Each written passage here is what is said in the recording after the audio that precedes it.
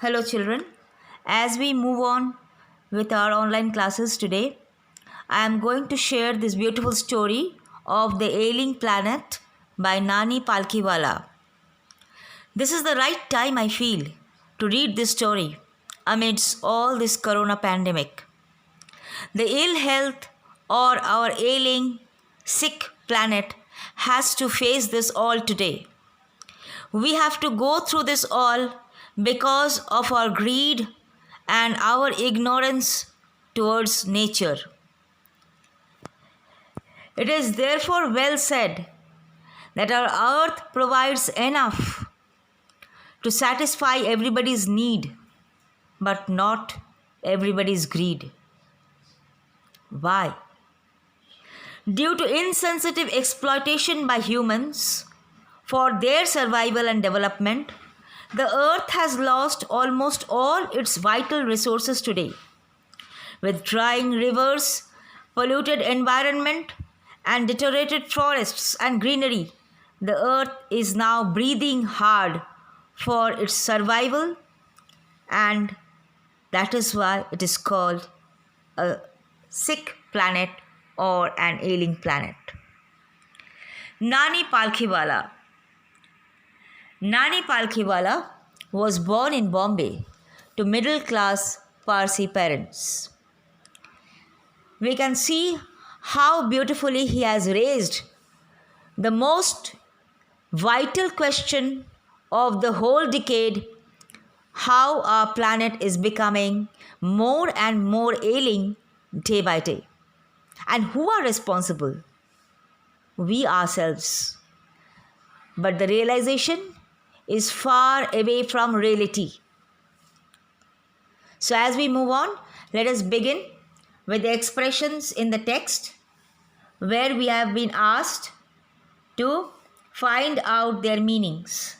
A holistic and ecological view means an all-round development and environment-friendly view.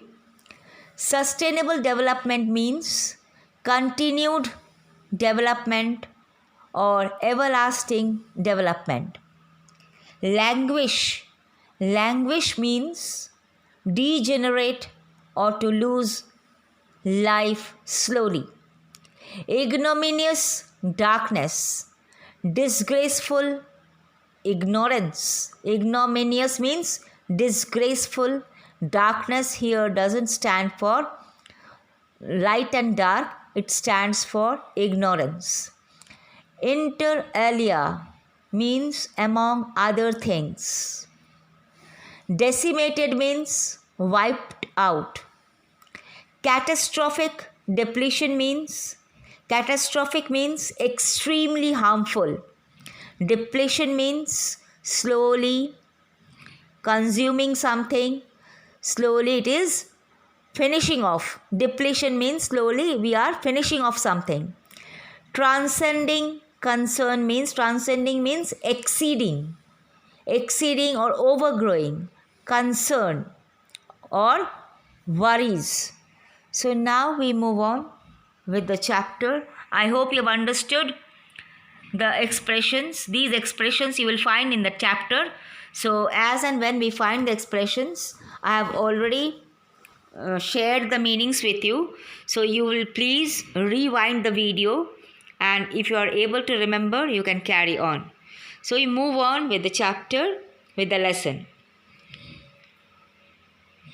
One cannot recall any movement in world history which has gripped the imagination of the entire human race so completely and so rapidly as the Green Movement, which started nearly 25 years ago.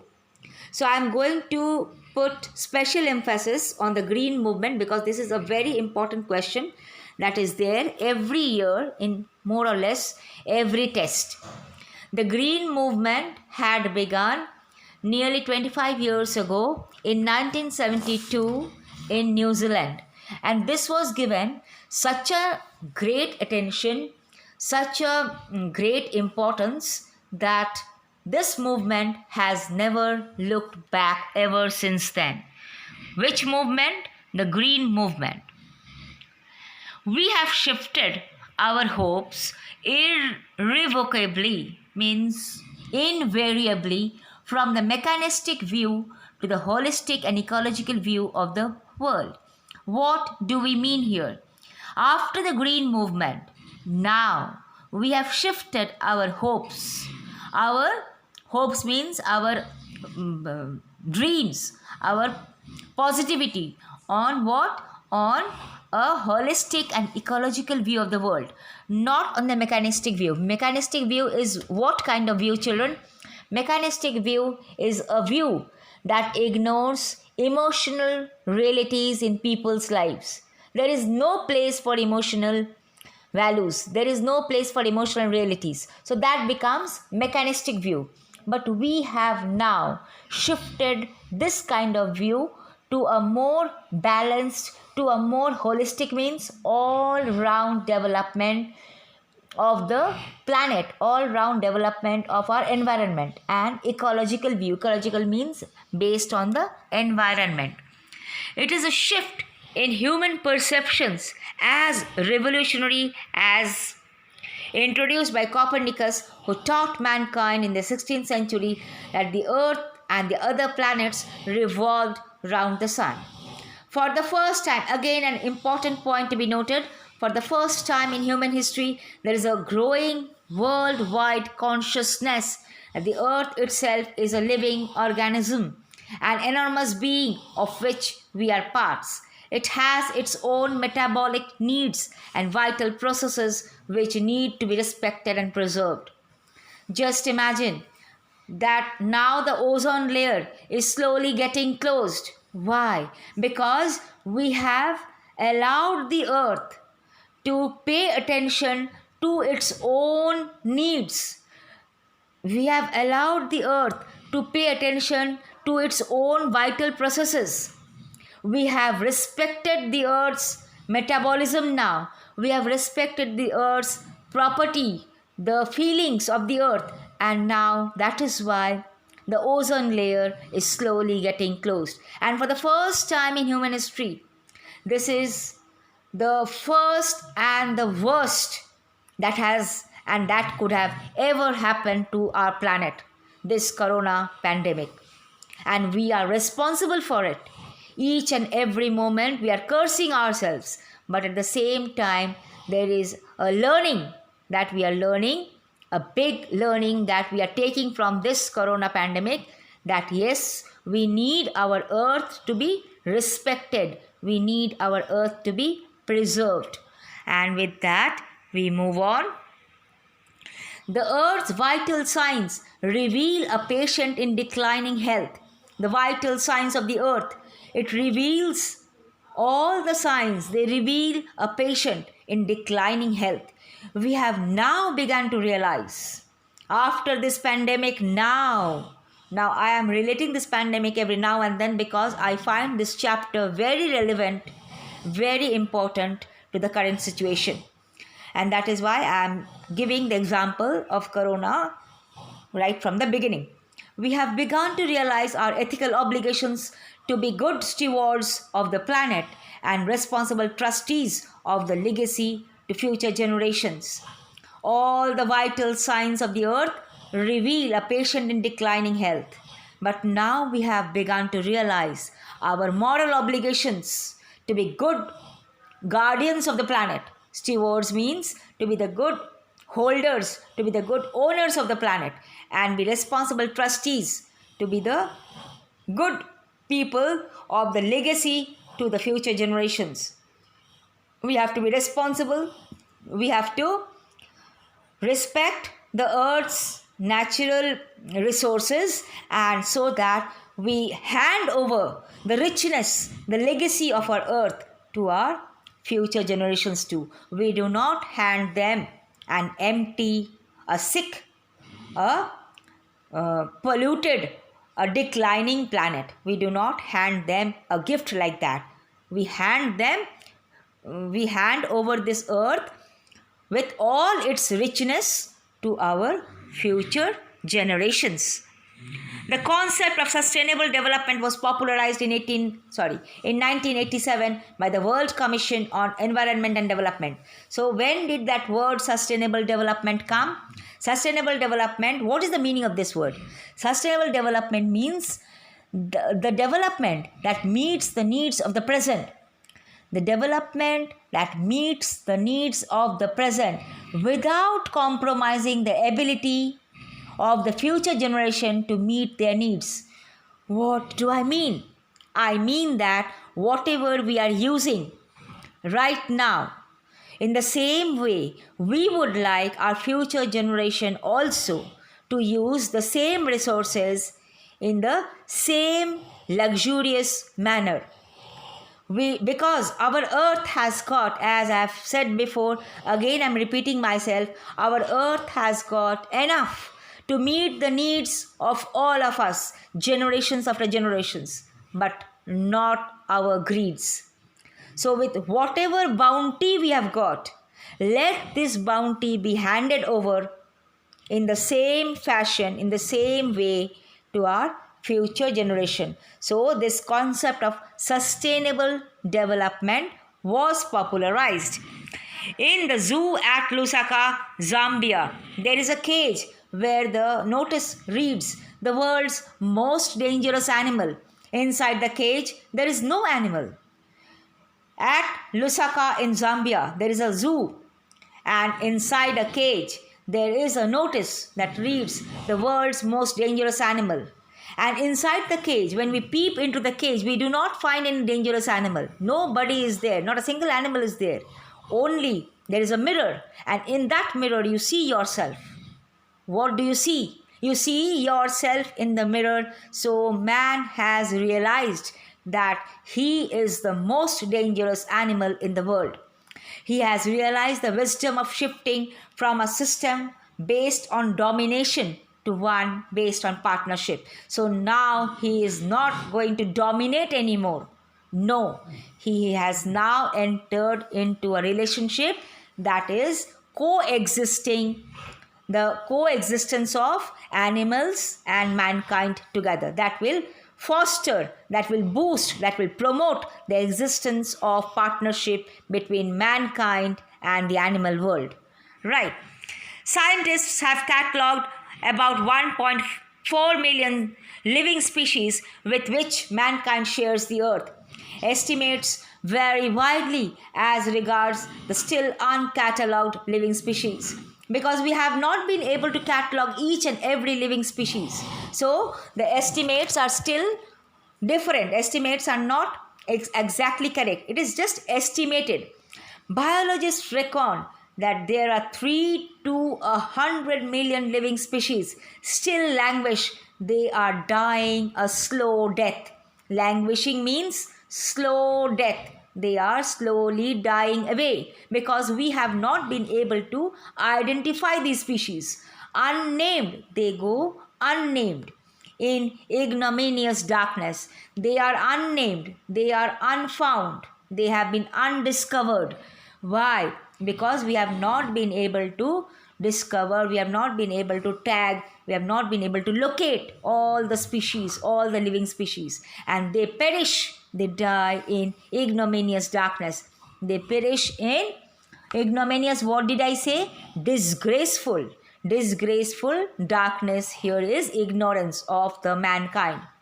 One of the early international commissions which dealt inter alia, what did I say, children? Among other things, with the question of ecology and the environment was the Brand Commission. Brand Commission is very important, very, very important, and lots of important questions can be there on Brand Commission. The first Brand report raised the question, are we to leave our successors a scorched planet? The first Brand report raised the question, are we going to leave our successors a scorched, a burnt planet of advancing deserts, impoverished landscapes and ailing environment? Are we going to leave our successors with a scorched planet, with a burnt planet, with advancing deserts are becoming more, impoverished landscapes are impoverished, they are undernourished, and ailing environment and sick environment. Mr. Lester R. Brown, in his thoughtful book, The Global Economic Prospect, points out that the Earth's principal biological systems are four. Now, here also there is an important question that can be given to you. What are the four principal biological systems and who has pointed it out? The Mr. Lester R. Brown has pointed it out that the Earth's principal biological systems are four: fisheries, forests, grasslands, and croplands. These four biological systems are the foundation of the global economic system. In addition to supplying our food, these four systems provide all the raw materials for industry except minerals and petroleum-derived synthetics. In large areas of the world, human claims on these systems are reaching an unsustainable level, a point where their productivity is being impaired.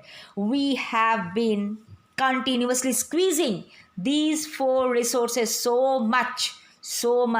The fisheries, the grasslands, the forests, and the croplands. We have been squeezing them over and over again for our development, for our progress.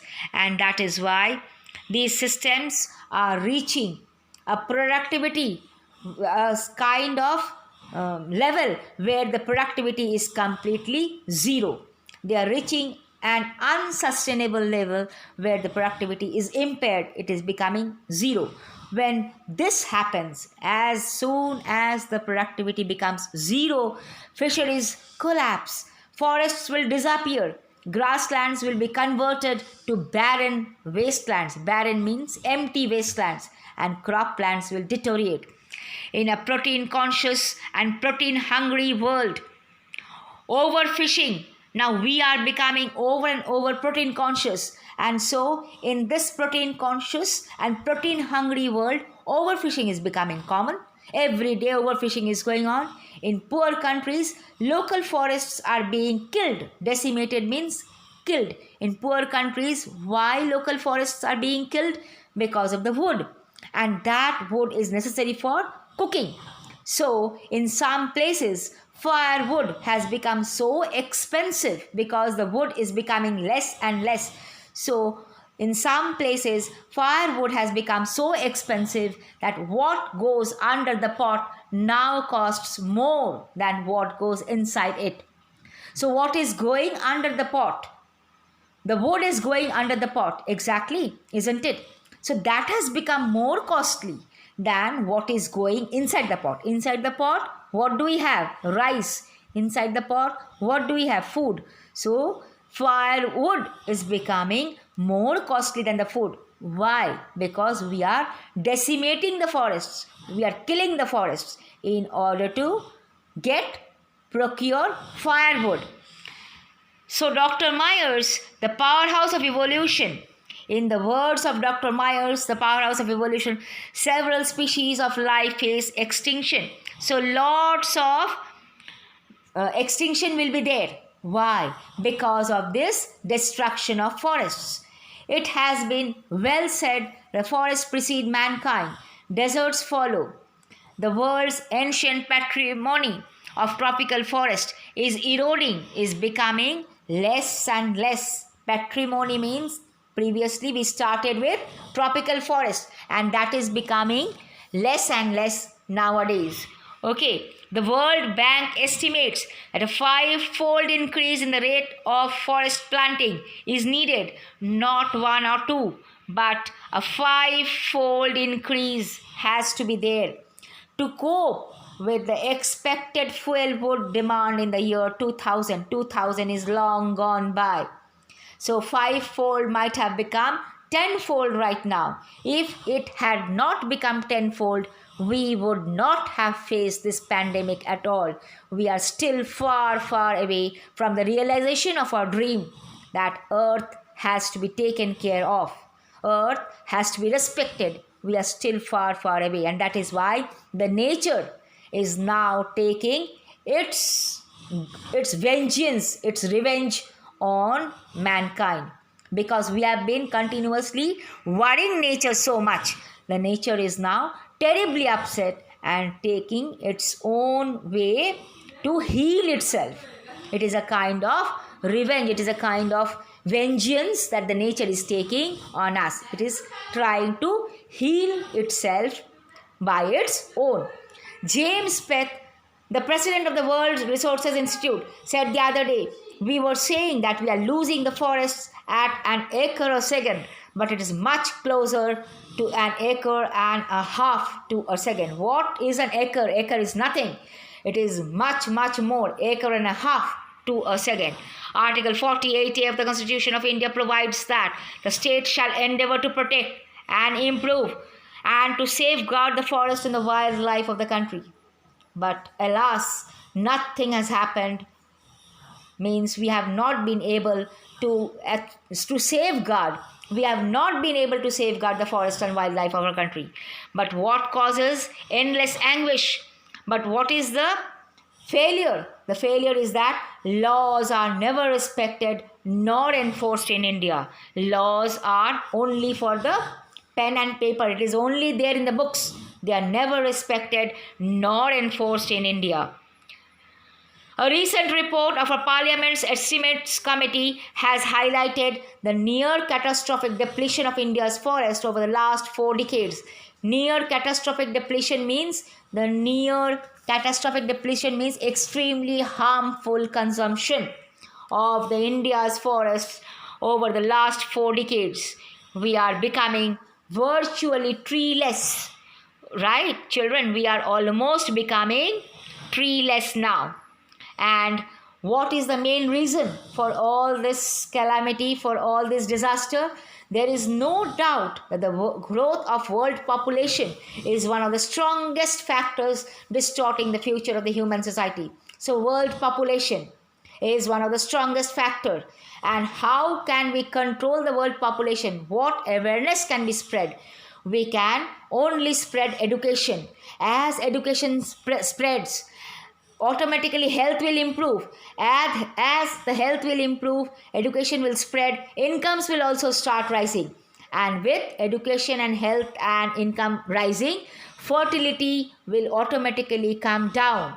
The mindset of the people will automatically change, and the people will be respectful towards the resources of the earth. Thus, development is the best contraceptive. We cannot ask for any medical contraceptive here. What can we ask for? We can only ask for our own development, our educational development, not any other kind of medical contraceptive to stop population control. But development itself may not be possible if the present increase in numbers continues. So, we do not want any other medical contraceptive. We only want education. That can be our best contraceptive. And now we move on. The rich will automatically get richer. The poor will beget children, which condemns them to remain poor. Why this mindset is not changing? Why it is not changing? Because the poor are uneducated. They think that the more children there are in the family, the more income it is for them. But this education will help them to realize that more children does not mean more workers, but it means more people without work. Right? And we move on. For the first time in human history, we see a transcending concern, an overgrowing concern for the first time in human history. The survival, not just of the people, but of the planet. Now, after this pandemic, this has become ever so true. Now we are not thinking only of ourselves, but we are also thinking of the planet. We have begun to take a holistic view of the very basis of our existence. Now we have begun to take a holistic and all-round view of the very basis of our own existence. The environmental problem does not necessarily signal our demise. It is our passport for the future. The environmental problem, it is not necessarily our death, but it is our passport. It is our passport for the future. And that is why we need to pay attention to the environmental problem. The emerging new world vision has ushered in the era of responsibility. What is the era of responsibility. It is a holistic view, an ecological view, seeing the world as an integrated whole rather than in parts. You have to see the world as a whole, not in bits and pieces. Industry has a most crucial role to play in this new era of responsibility. Industry has got a most important role to play in this new era of responsibility. What is the era of responsibility? It is an all-round view. It is a sustainable view. It is an ecological view to see the world as a complete whole. I am repeating the era of responsibility because it is also an important question to be paid attention to. And industry has got a most crucial role to play in this era of responsibility. What a transformation would be effected if more businessmen shared the view of the chairman of DuPont, Mr. Edgar S. Woolard, who 5 years ago declared himself as the company's chief environmental officer. And he was very much into the favor of continued existence, as a leading manufacturer requires that we excel in environmental performance. So he was highlighting environmental performance that will lead to sustainable development. Until and unless we favor our environment, until and unless we respect our environment, sustainable development will not be there, and our future generation will have to face what? Languishment. Future generation will have to perish. Future generation will be dying a slow death. They will never be able to enjoy the richness, the blessings of the earth. Of all the statements made by Margaret Thatcher during the years of her prime ministership, none has passed so decisively into the current coin of English usage as her felicitous words. No generation has a free hold on this earth. Mark the words of Margaret Thatcher. Now listen very carefully. No generation has a free hold on this earth. We are not going to take our earth for granted. It is not a free gift. All we have is a life tenancy with a full repairing lease. We just have got a life, a duration with a full repairing lease. We have got to repair. We have got to repair the earth. The wounds, the emptiness, the use that we constantly do on this earth, in the way we are using the earth, we have to give it back so that we understand that earth is not a free gift to us. We have not inherited this earth from our forefathers. It is not our parental property. It is not a kind of inherited property from our forefathers. In the words of Lester Brown, we have not inherited this earth from our forefathers, but we have borrowed it from our children. So, if you borrow something from your children, if we borrow something from you all, we will be preserving it. We will be holding it preciously. In the same way, we have to hold our earth preciously so that we understand the value and the richness and the blessings of the earth that is showered on us. Right? So with this, we end the chapter. I hope you have understood, and we are going to look ahead to a better world and to a better life.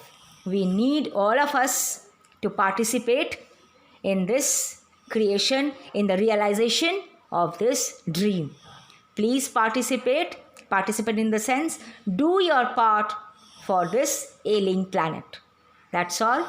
Have a nice day. Enjoy the learning. Thank you.